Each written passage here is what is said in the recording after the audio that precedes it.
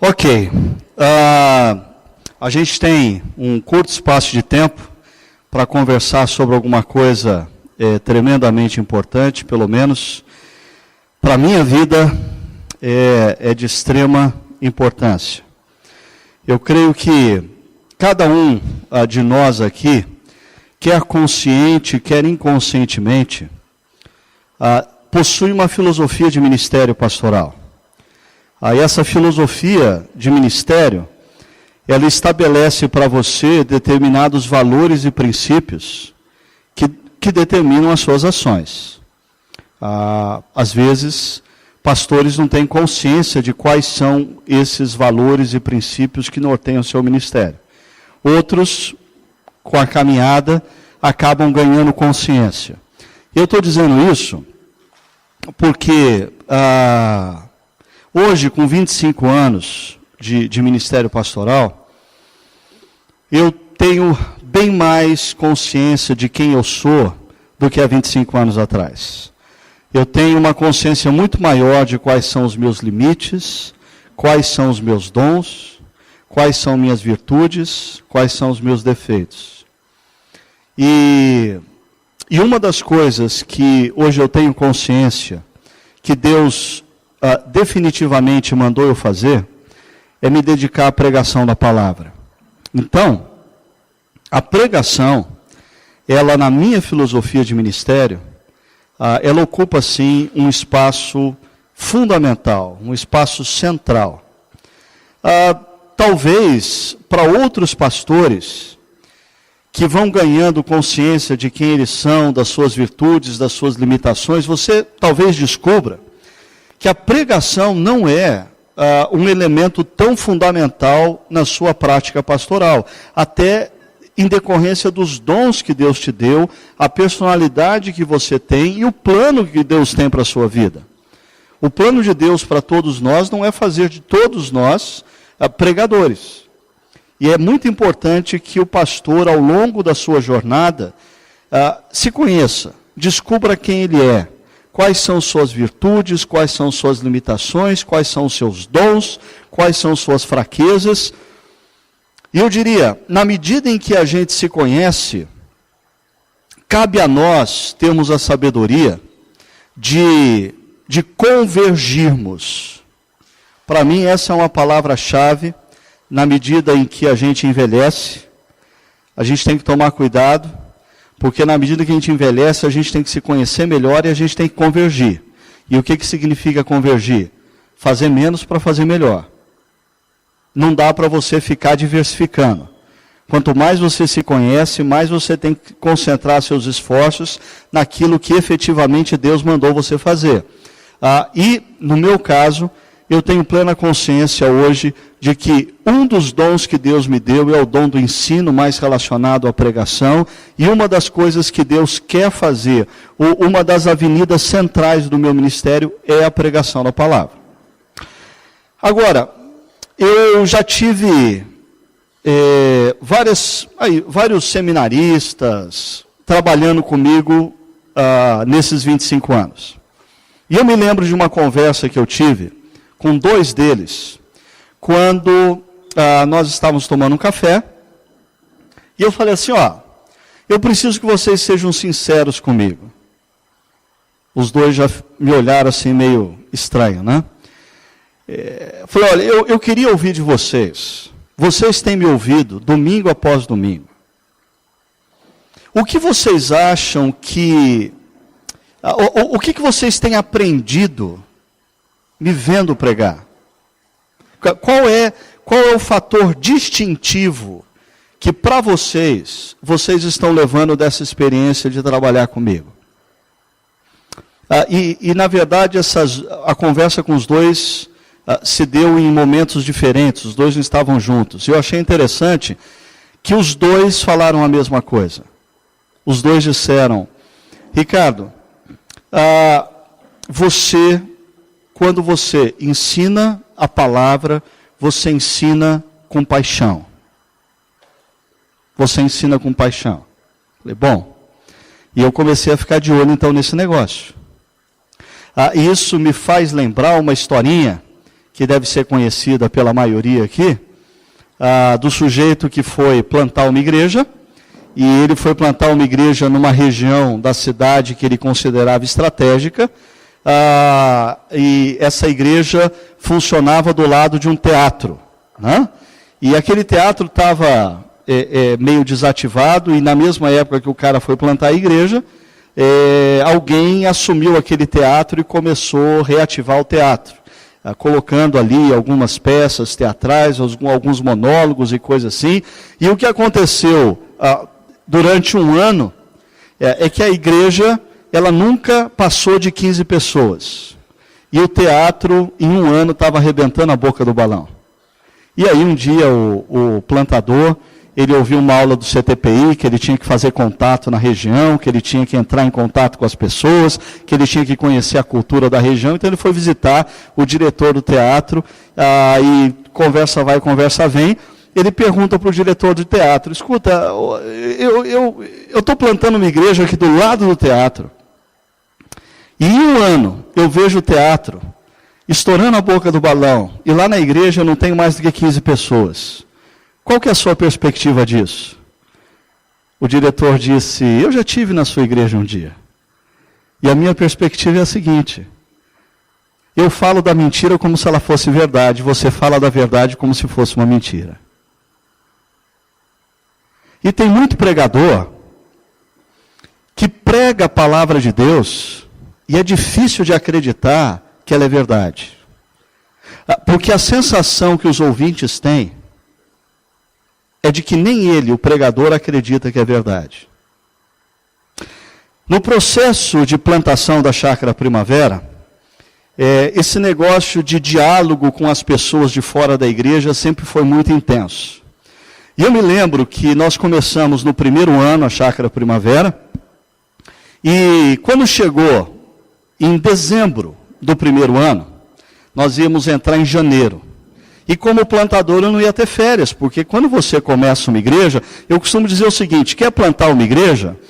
Pastor que pega igreja organizada tem férias a cada 12 meses, tem 13º salário, tem fundo de apoio pastoral se é presbiteriano, tem INSS. Plantador de igreja necessariamente não tem nada disso. E eu não ia ter férias, não tinha quem cuidasse da igreja. Estava numa fase da igreja que eu corria para bater o escanteio, corria para cabecear. Se a bola batesse na trave, eu tinha que sair correndo porque não tinha ninguém no gol. Eu era o goleiro. Como é que eu ia sair de férias? Mas daí eu pensei assim: sabe uma coisa? Janeiro vai todo mundo evaporar daqui. Eu vou ficar feito um besta pregando domingo após domingo para uns gatos pingados. Eu não vou gastar muita energia nesse negócio, não. Aí o que eu fiz? Eu fui nos meus arquivos e fui procurar uma série de mensagens que eu tinha feito no tempo que eu era pastor ainda em Pirituba, em São Paulo. Peguei, tirei a poeira do arquivo digital, dei uma melhoradinha, botei num PowerPoint, eu falei assim: eu não vou fazer força. Esse mês vai estar todo mundo viajando, vai ser isso aqui mesmo. E lei do mínimo esforço. E preguei a série.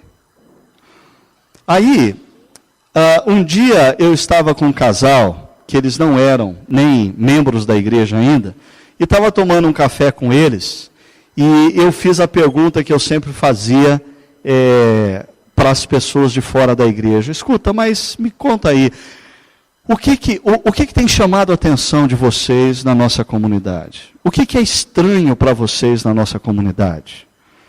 E aí eu fiz uma pergunta mais objetiva para eles.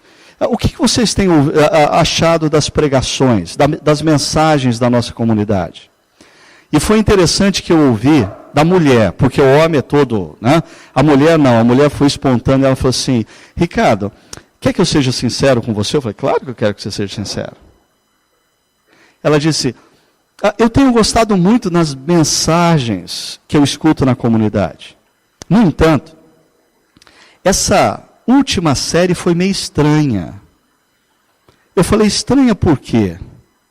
Ela falou: a verdade é que dá a impressão que nem você acreditava no que você estava falando. Eu fiquei pensando, por que será? A resposta, porque eu entreguei aquelas mensagens sem paixão. Aquilo tinha sido preparado por mim há 10 anos atrás. As informações podiam ser até interessantes, mas elas não tinham mais conexão com o meu coração. Quando eu falava daquelas coisas, eu não transmitia mais convicção, porque talvez nem eu mesmo me lembrasse por que eu havia chegado àquelas conclusões e para que aquilo servia na vida das pessoas. Então, eu tentei organizar o material aqui para vocês, e vocês têm isso no CD, né? Eu acho que o pregador, dentre outros desafios, aqui nesse seminário nós estamos falando de 2 grandes desafios. O primeiro é elaborar com a mente. E alguém já disse que no processo de elaborar, você pode dividir esse grande desafio de elaborar com a mente em 2 grandes desafios. O primeiro é você reunir material suficiente para pregar. O segundo é você decidir o que você não vai pregar do material que você reuniu, né? Não sei se você já percebeu isso. Você tem um desafio, você tem que falar para a igreja na próxima semana sobre plantação de igrejas no mundo contemporâneo. Aí você fala, meu Deus, como é que eu vou pregar sobre isso? Aí você começa a catar material, e cata artigo na internet, e cata texto, e cata palestra, e pega a frase, e pega livro, e lê um capítulo, e lê o outro, e de repente você tem um segundo grande desafio. De tudo aquilo que você tem, o que você vai levar para o seu público? O outro lado do desafio é como você vai comunicar isso. E aí, eu confesso que eu não sei se existe pulo do gato. Eu não sei se existe como ensinar a pessoa a fazer isso. Porque eu diria que está diretamente ligado ao conteúdo do que você vai transmitir, estar falando tão alto no seu próprio coração, que isso acontece quase que espontaneamente. Mas vamos tentar organizar isso da seguinte forma. Eu acho que o elaborar com a mente é a área do estudo, da reflexão, e eu vou dar algumas dicas para vocês, a partir do que tem sido a minha experiência pessoal. Do outro lado, nós temos a comunicação, que é paixão, que é volição, que mexe com o desejo das pessoas de se moverem de onde elas estão, para onde Deus quer que elas estejam. Agora, vamos falar primeiro de uma coisa que para mim está por detrás disso tudo. Você tem esse quadro no CD, então você não precisa ficar preocupado em anotar tudo, e talvez alguns lá de trás nem consigam ler o que está escrito aqui. Mas eu queria convidar você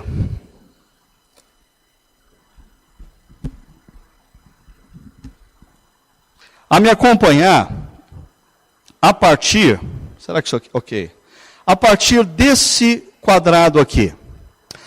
Porque uma das perguntas que eu sempre faço para os meus alunos no seminário é, quando você vai pregar, aonde começa a sua pregação? E eu diria que, para muitos pastores, plantadores ou revitalizadores, infelizmente, a pregação começa no livro que ele está lendo. A pregação começa no curso que ele está fazendo. E hoje em dia, às vezes o curso que ele está fazendo é psicologia, é pedagogia, é filosofia, e ele começa do curso ou do livro. Eu tenho aprendido uma coisa nesses 25 anos. A minha pregação começa aqui, nos relacionamentos, nos encontros informais, nos aconselhamentos, na visitação. E para mim, isso aqui é tão importante que, por talvez nos últimos 3, 4 anos, por diversas vezes, líderes da minha comunidade se aproximaram e disseram assim: pastor, o senhor deveria se concentrar tão somente no ensino e na pregação. Esquece as outras coisas da igreja. O senhor não tem que ficar se desgastando com aconselhamento, com visitação, com encontro. Se concentra naquilo que Deus quer que você faça. Eu digo, não. Se eu fizer isso, eu perco a matéria-prima da minha pregação. Se eu abandonar os encontros com as pessoas, eu vou me tornar uma pessoa que faz bons e elaborados discursos, mas não que ministra pastoralmente homens e mulheres. Por quê? Me acompanha aqui, gente. São desses relacionamentos, encontros, aconselhamentos e visitação que emergem as dúvidas, as crises, os anseios. São nesses encontros que eu percebo quais são as perguntas que as pessoas estão fazendo. São nesses aconselhamentos que eu percebo aonde as pessoas estão lutando na compreensão e na aceitação do Evangelho. É conversando, dialogando, caminhando com pessoas que você identifica qual é a agenda do Espírito Santo de Deus na vida da sua comunidade. A partir do momento que eu levanto aqui as perguntas, aí é o tempo do estudo. E aí, o estudo é o momento em que você, com as perguntas que as pessoas estão fazendo, com as crises que as pessoas estão enfrentando, com as dificuldades que elas estão tendo, você vai para a palavra para buscar qual é a resposta de Deus às crises, às perguntas, às lutas das pessoas. E a partir da elaboração aqui, com oração, reflexão, vem a pregação. A apresentação das respostas de Deus ao coração humano. Não sei se você percebeu, mas eu fiz uma divisão nesse gráfico entre duas áreas relacionadas à mente. Ou seja, e quando você trabalha com a mente, você trabalha com a ciência, consciência. E quando você está conversando com pessoas e você está ouvindo o que elas dizem, e você está procurando fazer a exegese da vida das pessoas e do trabalho do Espírito Santo na vida das pessoas, você está lidando com ciência, consciência. E quando você está trabalhando e elaborando o seu sermão, você está trabalhando com ciência. Agora, quando você prega, e aqui para mim, é uma coisa esquecida pelos pregadores pós-positivismo. Pós-positivismo. Porque até os reformadores, a oratória não era uma ciência, a oratória era uma arte. Para os gregos, oratória é arte, não é ciência. Pós-positivismo, nós passamos a lidar com o momento da pregação como uma ciência.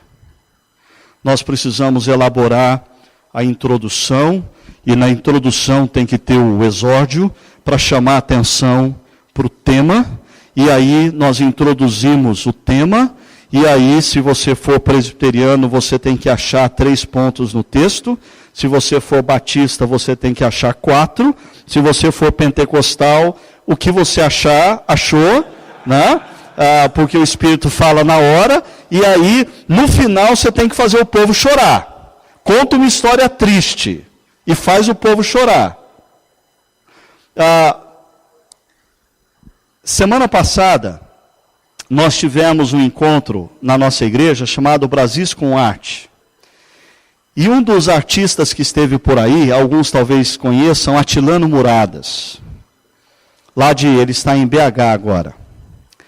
E o Atilano estava tomando um café da manhã comigo, e nós estávamos conversando, e a gente começou a se identificar no nosso gosto musical, a Bossa Nova, Chico Buarque, Tom Jobim, e aí a gente foi dialogando, e de repente o Atilano me saiu com uma ideia que eu nunca tinha pensado.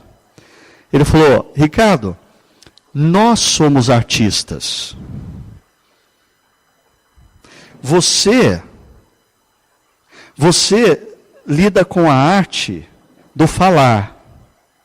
Eu lido com a arte do cantar. Mas nós dois trabalhamos, ora com a mente, ora com o coração das pessoas. E ele disse: o que você faz é uma arte. Pergunta: e não é?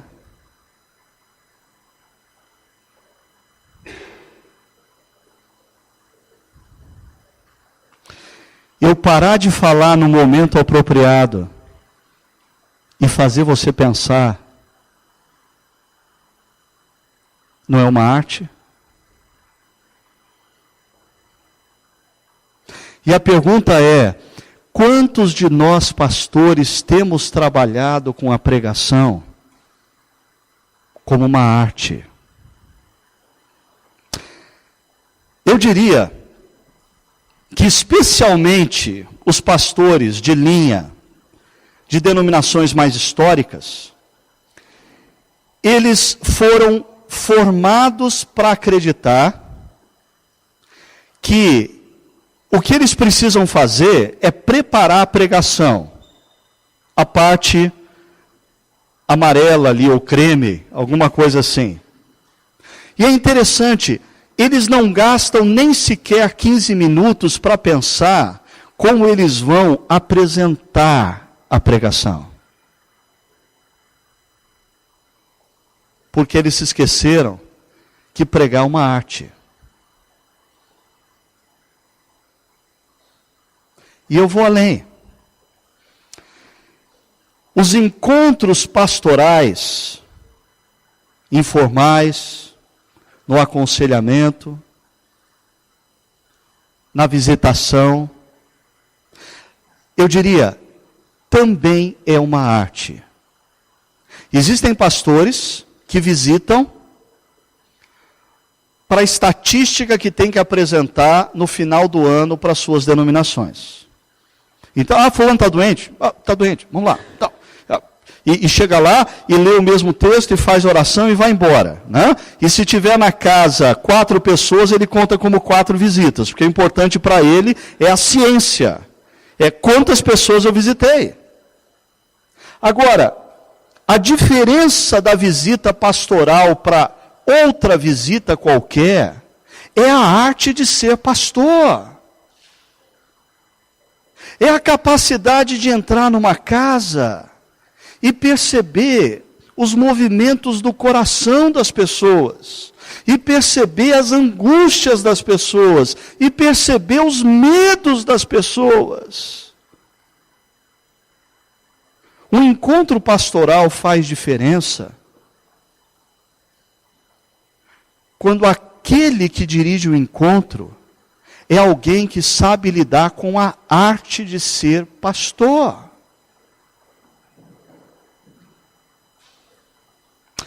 O Eugene Peterson, alguém que me influenciou demais na minha concepção do que significa ser pastor, ele diz que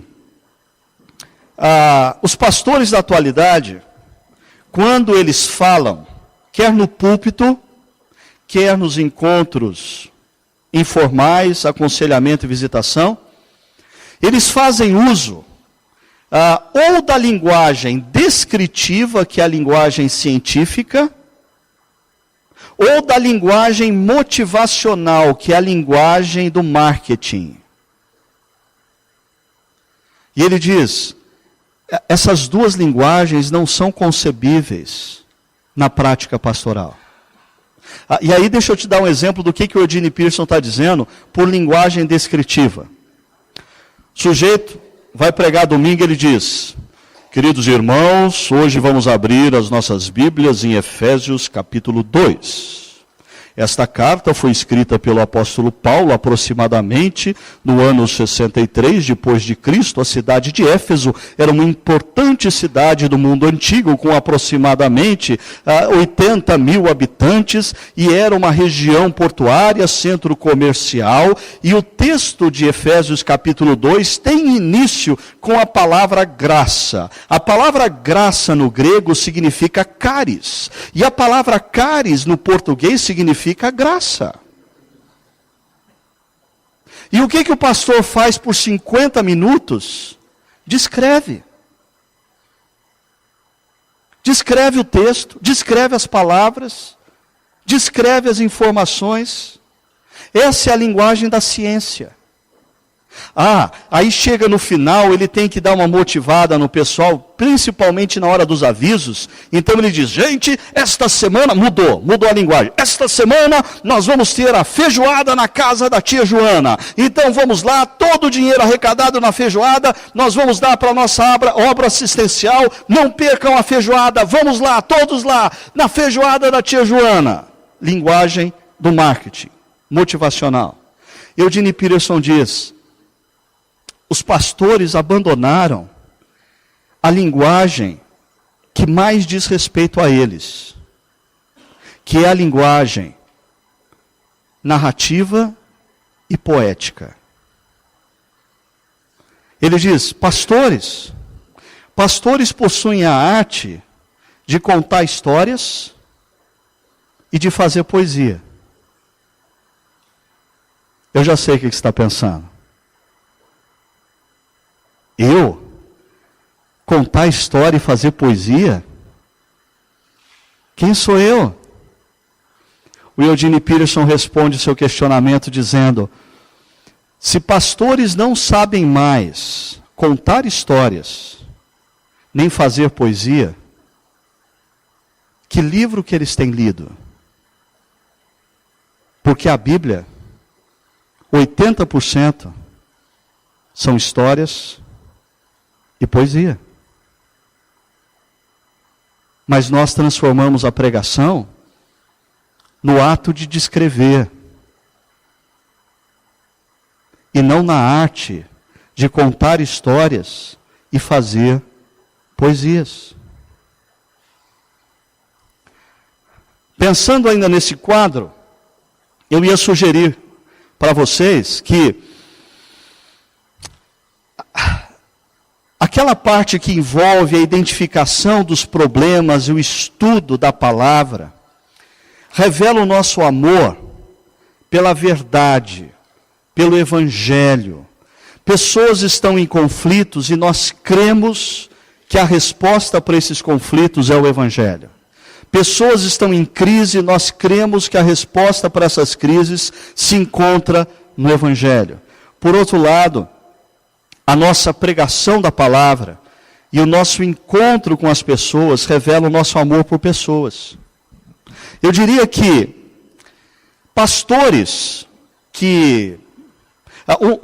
uma das grandes crises do pastor que não pode se dedicar integralmente ao ministério é que, via de regra, ele tem que gastar todo o tempo naquela parte superior, na identificação e na pregação. E ele não tem tempo para se desenvolver na área dos relacionamentos. E isso vai fazendo com que ele pregue, amando muito mais o conteúdo do que as pessoas que escutam.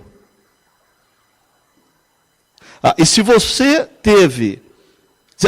identificou as crises, as perguntas, as angústias, no contexto comunitário, você levou para a palavra isso. A hora que você prega isso por amar as pessoas, porque você quer fazer diferença nas pessoas. Deixa eu ser prático nesse negócio aqui.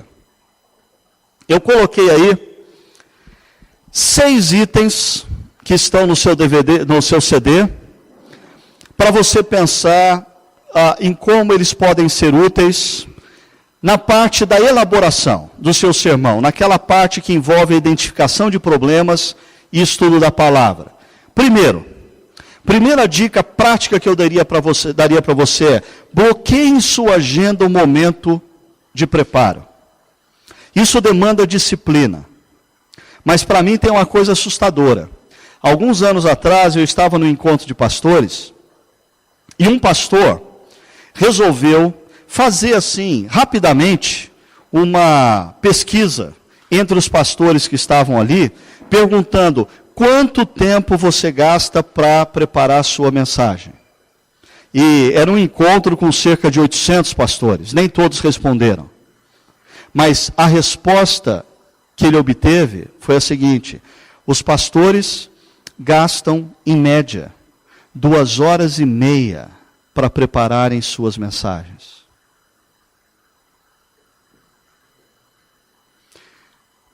Meu querido, se você está nessa média, de 2 uma, ou você é um cara muito especial e eu te admiro por isso, ou você está brincando com o ministério que Deus te deu da pregação da palavra. Porque eu não consigo. Eu não consigo. E tem mais. Quando eu estava começando a Chácara Primavera e fazia seminários como esse, eu falava para o pessoal que eu gastava 10 horas para preparar um sermão. A Chácara Primavera fez 11 anos. E eu queria te dar uma triste notícia. Cada ano que passa, eu preciso de mais tempo para preparar o sermão. Não está ficando mais fácil, está ficando mais difícil.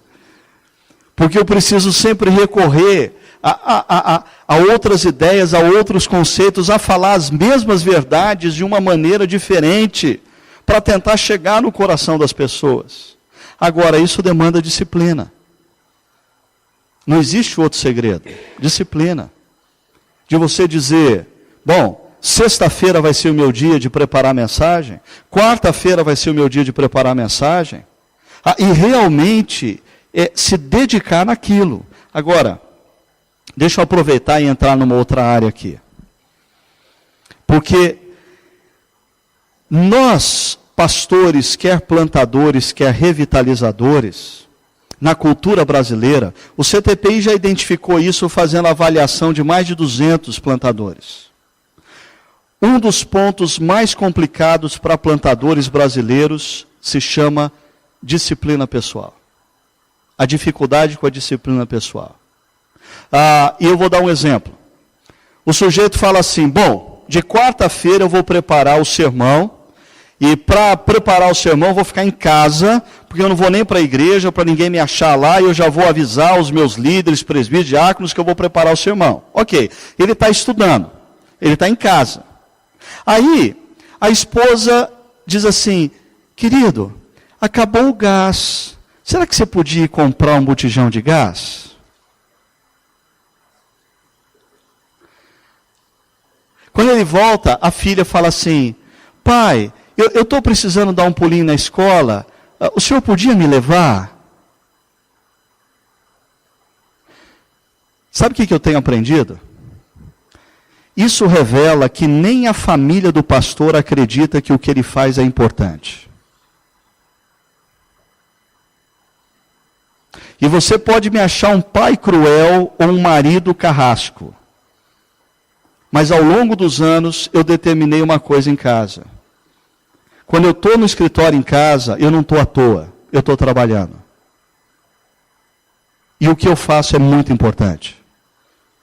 É muito importante. Gente, eu tenho aprendido uma coisa na minha vida, que passa pela pregação. Não existe como você crescer sem disciplina. Se você não estiver disposto a se disciplinar, não existe crescimento. O único caminho para você crescer é disciplina. Determine na sua agenda qual é o tempo que você vai gastar no preparo do sermão. E dedique-se a isso. Passe a se dedicar a isso. Segundo, identifique as perguntas do seu público. Aquele ciclo pastoral. Quais são as questões, quais são as crises, quais são as perguntas que as pessoas estão fazendo. Terceiro, estude com profundidade o texto a ser abordado. Eu queria que você prestasse atenção numa coisa aqui. Para quem acompanha um pouco do nosso ministério, vocês sabem, eu sempre digo que a gente precisa na pregação trabalhar com duas coisas. Primeiro, integridade para com a palavra. Segundo, relevância para com a cultura. A gente tem que pregar a palavra com integridade, com relevância para com a cultura. Só que tem gente que, escutando essas coisas, eu tenho percebido o seguinte: às vezes o cara gasta tanto tempo, tentando identificar a relevância para com a cultura, que não expõe o texto bíblico. E entre o pessoal até mais próximo meu, eu tenho falado, escuta, volta para a Bíblia, primeiro estuda o texto bíblico, primeiro disseca o texto bíblico, primeiro procura elaborar o que o texto bíblico diz. E eu coloquei ali entre parênteses, para eu não esquecer, a ferramenta que eu uso para estudo, ela se chama Logos. Não sei quantos de vocês conhecem, mas é a minha ferramenta de estudo. A gente tem aí na conferência, pelos cantos, ele está aí escondidinho, pastor Carl John Bosma, professor do Calvin Theological Seminary, ele é professor de Bíblia e expert em Logos. Se você quiser mais informações, encontre ele por ali e dê uma cantada nele para saber quando que ele vai poder estar no Brasil outra vez para ensinar você a lidar com Logos. Mas para mim o Logos facilita grandemente, porque eu tenho ali, eu posso consultar os textos originais, eu posso consultar dicionários teológicos, eu posso consultar dicionários exegéticos, eu posso consultar comentários, eu posso consultar referências as mais variadas, e é o momento que eu trabalho com texto. Talvez outros aqui conheçam. Quem conhece o Logos? Ok. Tem um aqui que eu sei que conhece bem o Logos. Levanta a mão, Romualdo. Romualdo ali, professor de Bíblia. Depois, se você quiser mais informações também, ele pode te ajudar nisso aí. 4. Organize as ideias de forma lógica e clara. E aqui tem uma outra coisa que eu queria te dar de dica. Por muitos anos, eu preguei sem escrever o que eu ia falar. E eu me arrependo de ter feito isso. Eu percebi que a minha pregação cresceu grandemente quando eu passei a escrever o meu sermão. Escrever o sermão me ajuda a pensar exatamente qual é a trilha do meu pensamento. Escrever o meu sermão e ler novamente me ajuda a perceber como é que eu vou fazer essa transição, como é que eu vou sair desse assunto e vou entrar nesse outro. Não, mas isso aqui não fica bom eu colocar desse jeito, eu vou colocar em forma de tópicos, mas daqui como é que eu vou agora para aquele outro ponto? Eu escrevo o meu sermão, e normalmente o meu sermão tem 5 páginas, escrito em tamanho aí, Arial, 12, 5 páginas. Depois eu faço uma coisa. Depois que eu tenho meu sermão escrito, eu volto para ele e eu vou assinalar o que as frases que são fundamentais, os tópicos que são fundamentais. E essas frases, esses tópicos vão ser transformados no meu PowerPoint. E aqui está uma outra coisa, né? Que a gente podia ter um seminário só sobre isso. Uso de PowerPoint. A gente vê gente usando o negócio de uma maneira absurda. O que você joga lá é só aquilo que é crucial, seus pontos principais. O que me ajuda quando eu tenho texto e eu tenho PowerPoint? Pegar o exemplo do que eu fiz ontem. Eu tinha o texto na minha frente. Mas depois de elaborar o texto, depois de reler o texto, depois de perceber quais são as frases principais e tópicos e criar PowerPoint, eu quase não preciso mais do texto. Eu deixo o texto ali, mas eu quase não preciso mais do texto. Por quê? Porque o próprio PowerPoint serve para mim como o referencial de onde eu estou. É o meu outline, é o meu esboço. Ainda, reflita sobre a aplicação para a vida das pessoas.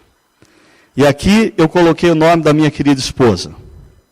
Porque existe um momento que ficou marcado na nossa história. Eu era pastor na igreja de Pirituba, tinha preparado meu sermãozinho, tinha pregado de terno e gravata e achado que eu tinha matado a pau. Sabe aquele dia que, assim você diz, hoje, cá para nós, hein? Hoje eu peguei na veia. E eu desci, igreja convencional, parei na porta, cumprimentei as pessoas, esperando elas falarem alguma coisa, e eu percebendo assim que a reação não era... Já tinha sido melhor em outras ocasiões. E aí acabei de cumprimentar, entrei no carro, falei, bom, agora a minha querida esposa vai levantar a minha moral, e silêncio. Liguei o carro, andei um quarteirão, nada. 2 quarteirões, nada. Aí parei no semáforo, aproveitei, falei, e aí, querida, o que você achou?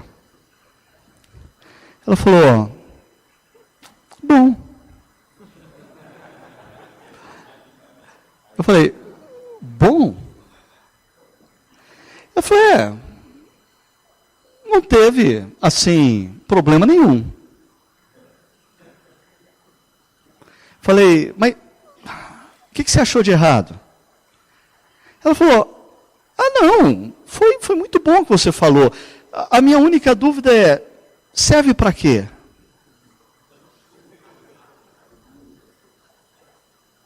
Serve para quê?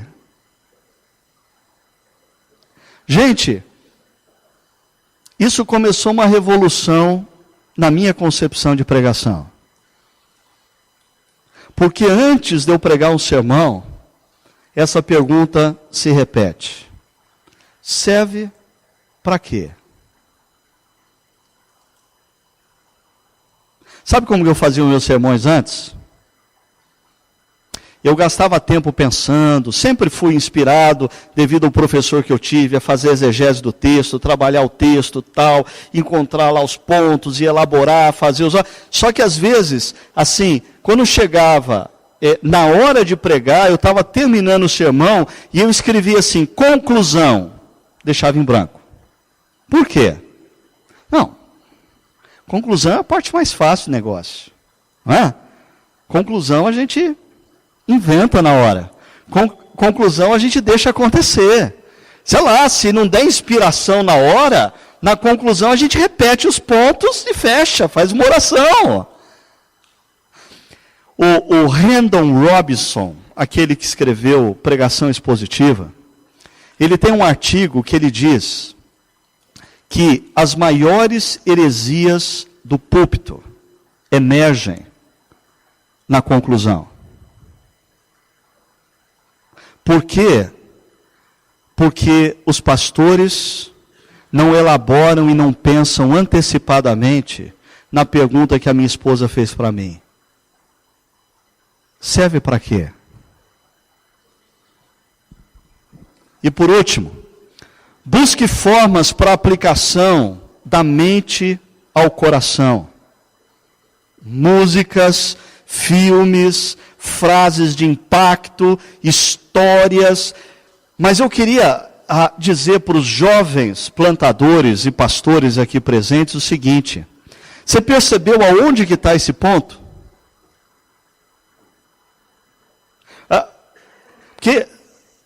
Outra coisa, você percebeu que, tanto na pregação de ontem como hoje, eu estou fazendo questão de não usar um clipe, um filme, nada. Não que eu deixei de usar, mas que eu comecei a perceber que o pessoal começou a ficar mais preocupado em achar um clipe, uma música, uma história, do que trabalhar o conteúdo. Esse é o acessório que você vai usar no final. Mas essa é a parte da elaboração da mente. Vamos passar rapidamente pela comunicação. Algumas dicas que eu tenho pensado sobre a comunicação com o coração. Primeiro, esteja convicto que você crê no que vai dizer. Integridade. Se você não acredita no que você vai dizer, não há diabo que convença ninguém, nem você. Entendeu? A única forma, a forma básica de você falar o coração das pessoas é elas perceberem que você acredita no que você está dizendo. Você demonstrar que acredita no que você está falando. Segundo, ore pedindo a bênção de Deus sobre o momento. Unção.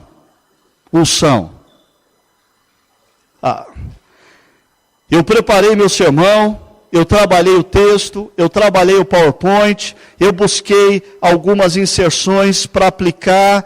Agora, Senhor, se o Espírito Santo não agir, ninguém vai mudar uma vírgula. Eu quero ser usado pelo Senhor. Seja misericordioso para comigo, me usa. 3. Siga o plano, mas com sensibilidade e naturalidade. Por que eu estou colocando esse ponto? Eu não disse para você escrever um texto para subir no púlpito e ler esse texto.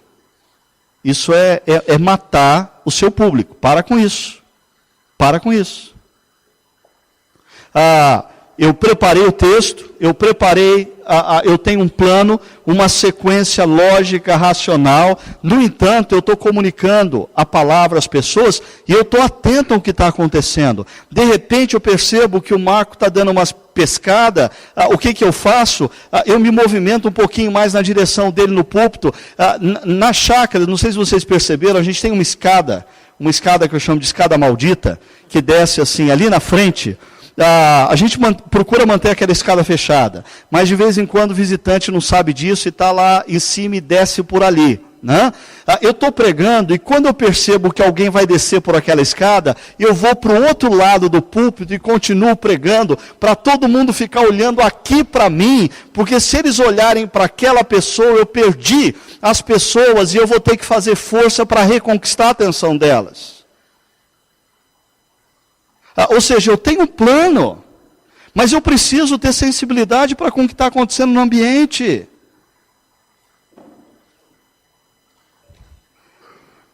Quatro, deixe-se envolver pelo conteúdo comunicado.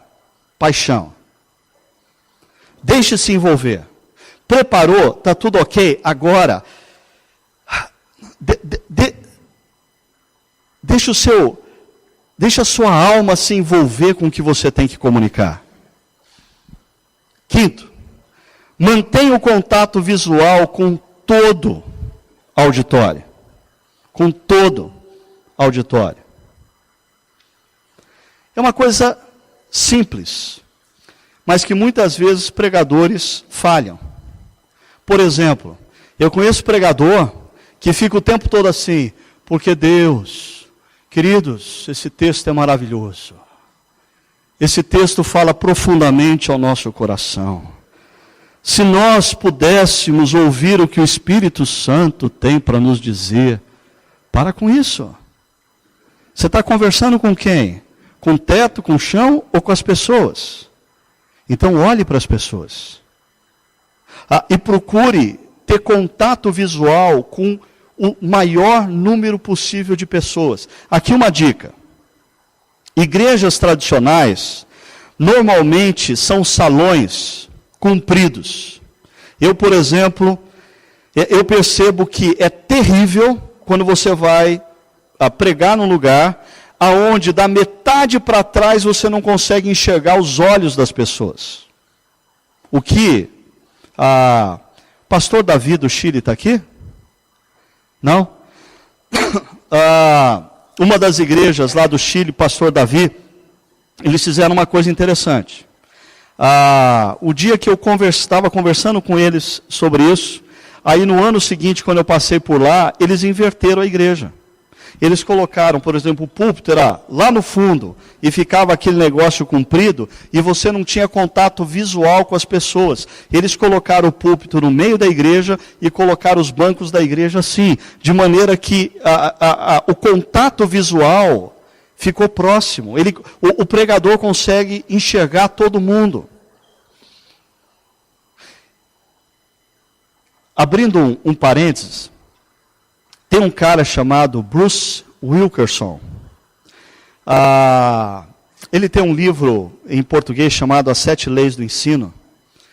E eu tive o privilégio aí de uns 15 anos atrás fazer um curso com ele. E ele é um cara espetacular na área da comunicação. E ele conta que ele estava dando aula para um grupo mais ou menos como esse. E tinha um aluno que tinha ouvido falar que ele era fantástico em conseguir enxergar a fisionomia e notar todo mundo. E esse aluno resolveu afrontá-lo. Esse aluno pegou e começou a esconder a cabeça atrás da cabeça da pessoa que estava na frente, para ver qual que era a reação do Bruce Wilkerson. E ele começou a se mexer para enxergar o cara que estava. E daí um pouco o cara abaixava a cabeça e ele se movimentava na sala e tentava chegar perto do cara. E aí o cara começava a olhar para a janela, ele pegava e batia na mesa e chamava atenção. E ele ia mudando constantemente de técnica, até a hora que ele parou a aula, olhou para o rapaz e disse, me diz, qual é o seu problema comigo? Ele estava atento a tudo que estava acontecendo. E ele era capaz de mudar a estratégia de comunicação devido ao que estava acontecendo no ambiente.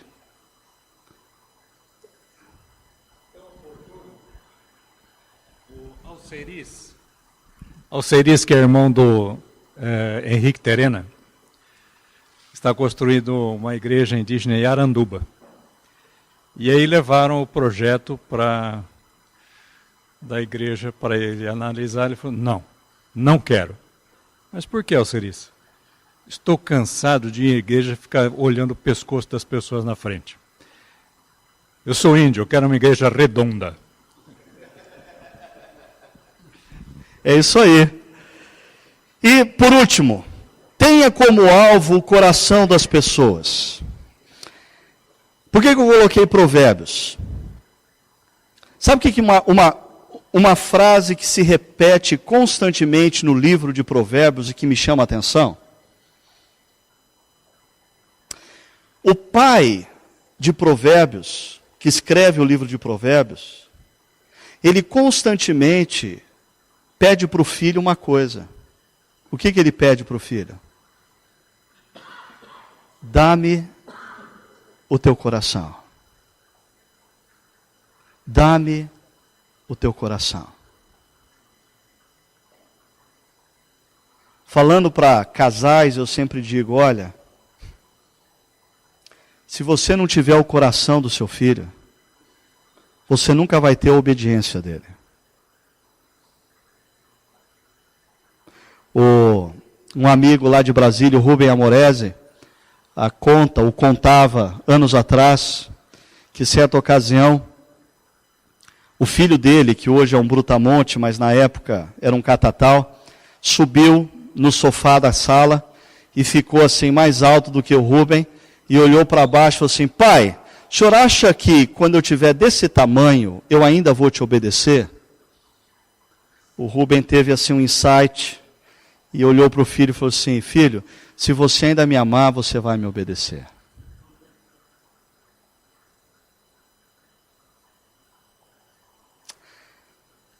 Tem pastor que quer a obediência da igreja.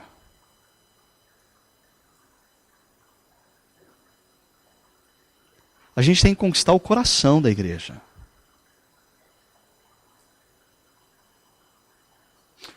E coração não se conquista só com pregação. Se conquista com aquele ciclo que eu mostrei. Mas também com pregação. Quando pessoas são tocadas e elas têm a sensação de que você está falando com elas. Por quê? Porque você conhece as perguntas do seu povo. Você conhece os anseios do seu povo. Você conhece as crises das pessoas que você pastoreia. E quando você fala, você elabora com a mente, mas você tem como alvo o coração delas.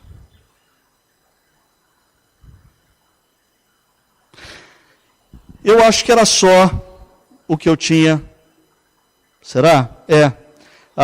Eu chamo a atenção para esses 2 versos de Deuteronômio, né? Que Deus diz: ouça, ó Israel, o Senhor nosso Deus é o único Senhor. E aí, o que Deus pede antes da obediência é: ame o Senhor, o seu Deus, de todo o seu coração, de toda a sua alma e de todas as suas forças. E eu coloco esse texto só para relembrá-los que a visão que Deus tem do ser humano é uma visão integral. E nós somos pregadores formados pelo positivismo, que tentou nos convencer que o ser humano é única e exclusivamente razão. E eu digo que o positivismo, ele semeou na igreja uma maldita falácia. A falácia do positivismo é: se as pessoas entenderem o que a Bíblia diz, elas vão viver de acordo com a Bíblia. Isso é uma verdade? Eu diria que não. Eu diria que não. Eu entendo muita coisa sobre a Bíblia e mesmo assim eu peco. Ou seja, existe algo que transcende a mera elaboração com a mente, que é alcançar o coração, que na cultura hebraica não é o centro das emoções, mas é o centro da vida. É o que move um indivíduo à transformação. Deixa eu parar e abrir os últimos 10 minutos para perguntas, para críticas, para pedras, seja lá o que você quiser fazer com esse tempo. O tempo é seu. Só vou pedir para você ser breve e pontual para que o máximo possível de pessoas possa participar. O irmão queria falar? Só citar um versículo, né? Isso que o pastor falou. Jesus diz: aquele que me ama, obedece os meus mandamentos. E aqui está esse segredo da prática pastoral, que a igreja certamente passa a nos escutar quando ela passa a acreditar no nosso amor por ela. E aí isso envolve relacionamentos, isso envolve interação com os problemas e com os dilemas. O que mais? Ricardo,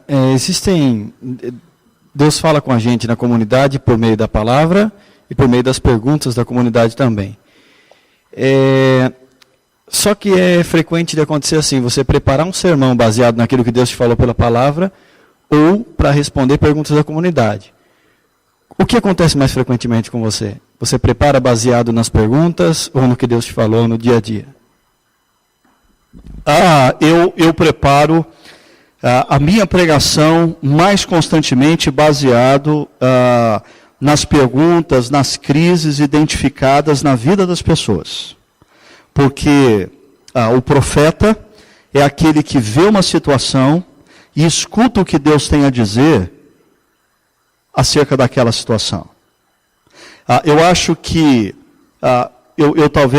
eu não quero desmontar o que alguns de vocês talvez façam, mas assim, eu não quero dizer que, por exemplo, textos da minha devocional já não se tornaram sermões.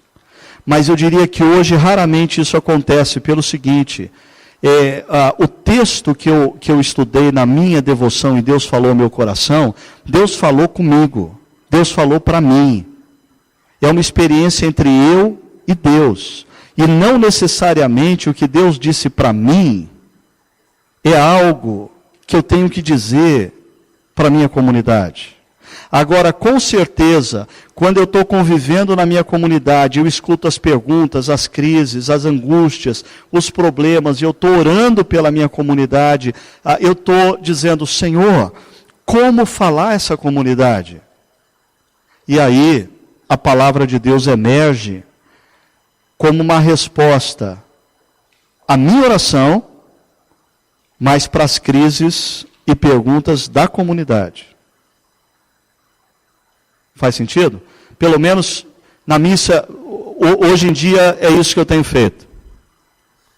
Acredito que é possível compreender isso bem com o John Stott, quando ele escreve aquele livro dizendo, ouça o espírito, ouça o mundo.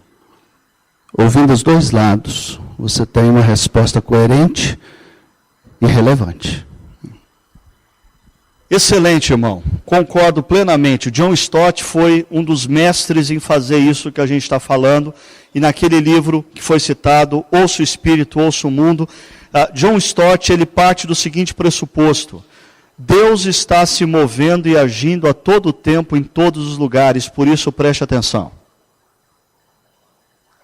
Os seus encontros não são meramente casuais. Deus está agindo na vida das pessoas, preste atenção. E isso é matéria-prima para a sua pregação. Preste atenção.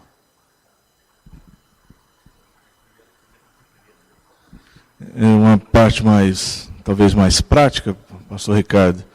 Como é que nós podemos casar aquilo que será transmitido no culto com a sua liturgia e o ambiente? A liturgia e o ambiente influencia ou não influencia? Obrigado, Hugo, por essa pergunta. Não fazia parte mas eu acho que a minha filha, ela se formou agora, 1 ano atrás, em mediologia. E uma das especialidades que ela tem trabalhado, fazendo pós-graduação, é na questão do ambiente. O quanto o ambiente comunica. E como um ambiente pode contribuir para a comunicação, quanto um ambiente pode não contribuir para uma comunicação. E é impressionante como existem inúmeros fatores. É claro, a minha filha Luísa, ela usa todo esse estudo para trabalhar em site da internet, mostrando como o ambiente de um site comunica, a cor de um site comunica, a letra de um site comunica, não só o conteúdo de um site comunica.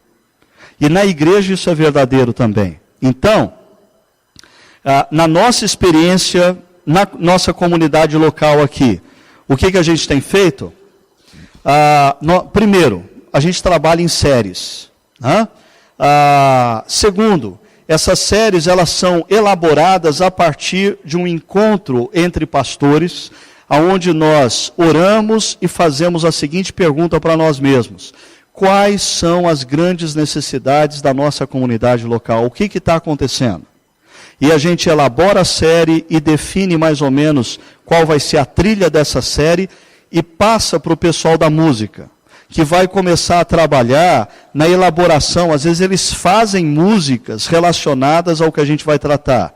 E a gente passa para o pessoal que faz aqueles cenários, que eles vão procurar tratar como a pessoa vai chegar no ambiente da igreja e tudo vai convidá-la a refletir sobre o que a gente está querendo comunicar.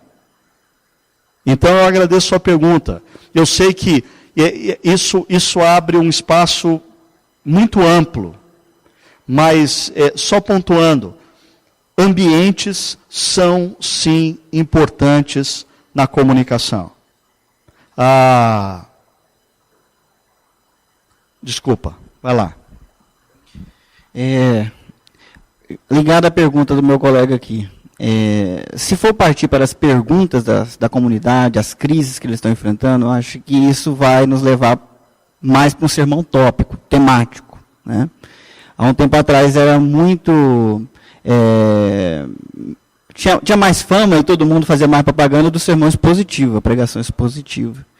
Para o nosso contexto, a sua opinião, qual que é melhor?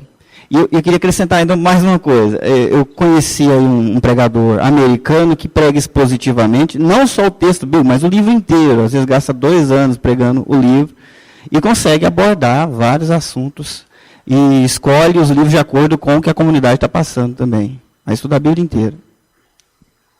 Bom, primeiro, eu gosto da pregação expositiva, eu fui formado dentro do ambiente da pregação expositiva, aí eu sou adepto da pregação expositiva, mas há muito tempo eu deixei de ser refém da pregação expositiva, por uma razão simples.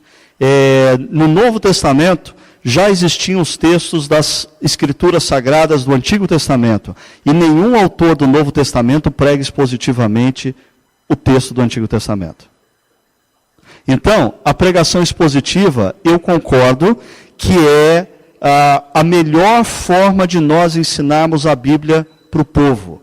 No entanto, eu não acho que seja única. Eu não acho que...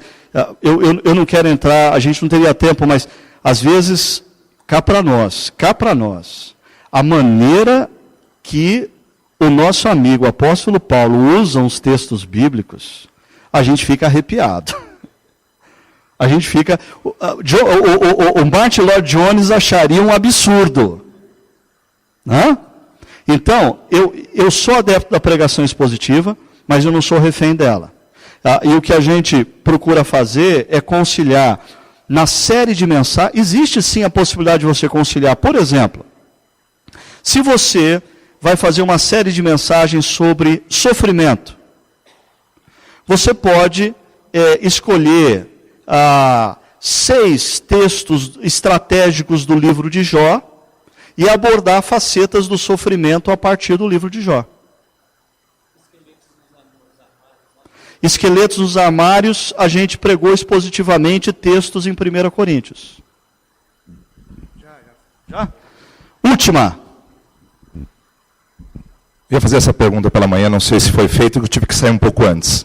Tendo em vista que esse ano nós abrimos um pouco a questão da revitalização, você acredita que, às vezes, muitos de nós, pastores, estamos há tempos no ministério e pregamos, mas esquecemos de identificar se a nossa igreja está passando necessariamente por uma necessidade de revitalização?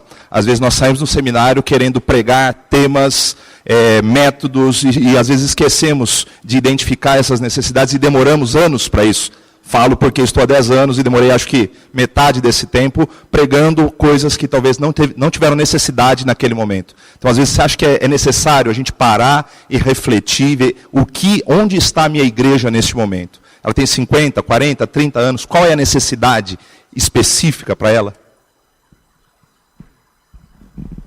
Se me fosse perguntado qual é a qualidade mais importante e urgente na vida dos pastores no nosso contexto, eu responderia dizendo: eles precisam desenvolver a capacidade de prestar atenção.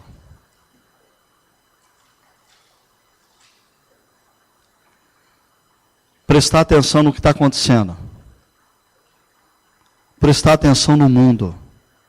Prestar atenção no telejornal. Prestar atenção no que a pessoa que está na frente dele está falando. Prestar atenção na fisionomia daquela senhora que estava na igreja. Prestar atenção. Prestar atenção no que Deus está fazendo na sua própria comunidade local. Porque Ele está fazendo algo. O nosso papel é simplesmente colaborar com o que Deus já está fazendo. E se não der para colaborar, não atrapalha. Eu termino contando uma experiência própria. Quando eu me formei no seminário em 1986, era o auge em São Paulo da Igreja Batista do Morumbi, do meu querido e falecido Ari Veloso, que talvez vocês não saibam, mas era a nossa intenção tê-lo nessa conferência, para homenageá-lo, porque muito antes de qualquer pessoa falar de plantação de igreja, o Ari Veloso já estava no Brasil plantando igreja. Mas Deus o levou alguns meses atrás. E eu admirava ver o que o Ari Veloso fazia na Batista do Morumbi. E a Batista do Morumbi era um arsenal de músicos. Tinha gente assim caindo pelos ladrões. Eles conseguiam montar 20 equipes e ainda tinha gente sobrando. E aí eu fui pastorear a Igreja Presbiteriana de Pirituba. Qual era o meu sonho? Transformar a Igreja Presbiteriana de Pirituba na Igreja Presbiteriana Batista do Morumbi em Pirituba. E eu me lembro que num final de ano, eu estava escrevendo num papel, e eu tenho esse papel guardado até hoje, todo amarelado, os meus planos, como eu ia fazer isso?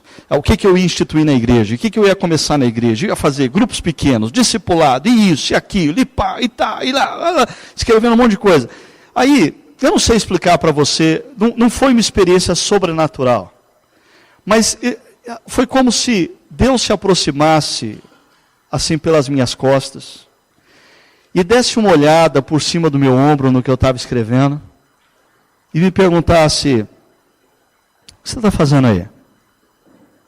Sem olhar para trás, eu respondi, fazendo uns planos para a tua igreja. Deus disse, será que eu posso dar um pitaco? Será que eu posso opinar nesse negócio?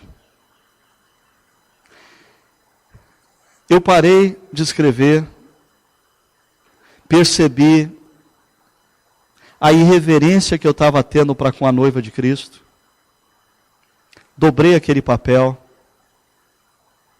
e disse, Deus, qual é o teu plano para a Igreja Presbiteriana de Pirituba? Não é o meu, qual é o teu? Eu acho que o papel de um revitalizador é um papel de mentor comunitário. E uma das características que um mentor tem que ter é a capacidade de prestar atenção. Termino. Essa era a capacidade que Barnabé tinha. De olhar para Paulo e perceber que Deus estava fazendo alguma coisa ali. Quando ninguém conseguia acreditar. E de chegar em Antioquia, a gente nunca para pensar que Barnabé estava configurado tanto quanto Pedro pelo modelo Jerusalém. Mas quando Barnabé chega em Antioquia, ele é capaz de perceber Deus se movendo ali. Então concordo com você. Eu acho que na revitalização, e eu disse isso um pouco ontem, o que nós precisamos não são metodologias. Primeiro o que nós precisamos é prestar atenção. Antes de você chegar nessa igreja, Deus já estava trabalhando ali. Então a primeira coisa que você tem que fazer é perceber o que Deus está fazendo. E se juntar ao que Deus está fazendo. Bom, eu preciso parar. Tem um cafezinho para vocês ali. Antes disso eu quero fazer uma oração. Vamos orar. Senhor, eu quero pedir a bênção do Senhor sobre esses meus queridos irmãos e irmãs. São pessoas de lugares tão diferentes e que têm desafios tão distintos. Por isso eu te peço, Senhor, que a nossa reflexão dessa manhã seja usada pelo Senhor de alguma forma para encorajar cada um deles a desempenharem melhor a tarefa da pregação da Tua Palavra.